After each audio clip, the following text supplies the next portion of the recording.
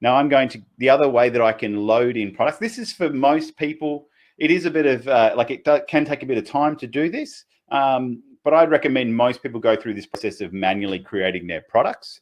We've got a couple of other ways. The other way that you can do this is by doing a mass upload.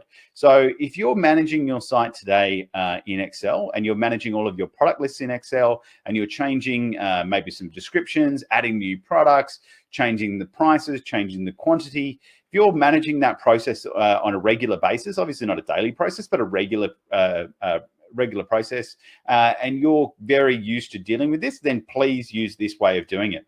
Now, this needs to be loaded up in a particular format. So depending on the type of product that you're loading, so whether it's going to be simple or configurable, you need to select that type, and whether you want to do it in a CSV format, XML, or XLS. Depending on how you manage this today is probably best. I always use CSV because it's the easiest for me, and that's basically because it allows me to bring it up in Excel. Now, if I go to this folder, this file now, and I'm going to bring this up, and I'm going to open this in Excel because I like Excel a lot more than I like numbers.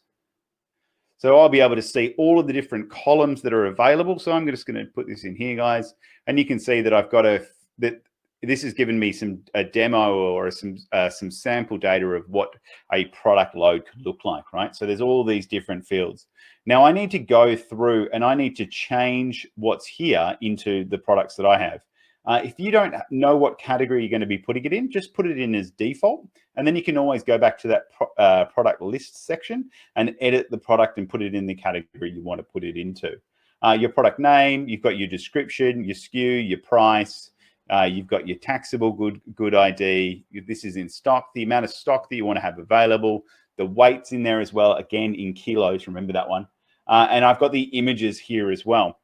So what I can do is I can actually take the images off the site, or images that I have of my product, and I can put that image name, like the file name of that image, in this section here. Now you can see these ones are just 1.jpg and 2.jpg, but whatever the names of those ones are, and I can put the name of it there.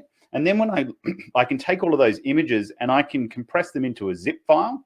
And then when I load up these products, I can also load that zip file as well. And using the name of the product that I put in there, it'll associate that photo or that image with this product, and it will just add it to it straight away. And let me show you how this works. Now, in the great traditions of a Sunday baking show, I will show you one that I have prepared earlier. And here it is. So this is some products that I've taken from the Bondi Sands website. Now we've got the categories, we've got the names, descriptions. So you can see all of the different ones that I've placed in here, the prices, some couple of things that I didn't need. So I've just cleared out the actual fields here. You need to leave the header section in there, but anything you don't need, then you can just clear out that as well. So this should be ready to go. So now what I'm going to do is I'm going to go into here and I'm going to select the default attribute set for me to load. I'm going to select choose file. Now I've got a file here, which is my file that I'm loading up. And I'm also going to select the images that I've made it to a zip file, which I was telling you about earlier. Now I can see my Bondi Sands zip file here. Now this is a two-step process. I have to tell the system that these are the files that I want to load, and it will unpack them and get ready. And then I have to run that process. So let me show you how that works. So I've done this bit now, and I click Upload Profile.